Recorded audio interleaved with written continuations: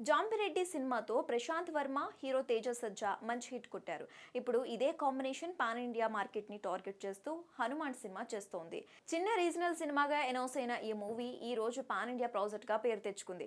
Promotional content లో విషయం ఉండటం, ప్రశాంత్ వర్మపై ఆడియన్స్ కి ఉన్న నమ్మకం హనుమాన్ సినిమాపై అంచనాలు పెరిగేలా చేసింది.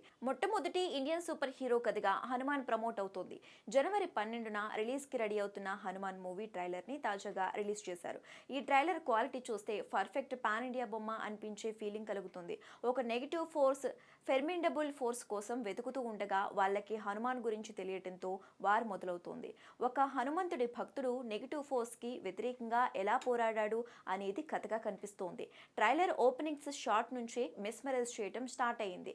తేజ సజ్జా సూపర్ హీరోగా చాలా బాగున్నాడు. ఇక వరలక్ష్మి తేజ సజ్జాకి అక్కపాత్ర నటించినట్లుగా ఉంది. అయితే సముద్రకని కొత్త గెటప్ లో కనిపించాడు. ఈయన క్యారెక్టర్ చాలా స్పెషల్ గా నిలిచేలా ఉంది. వినయ్ రాయ్ నెగిటివ్ షేడ్ లో పవర్ఫుల్ విలన్ గా కనిపిస్తున్నాడు. ట్రైలర్ లో cinematography, background score, visual effects అన్ని టాప్ నచ్ లో ఉన్నాయి.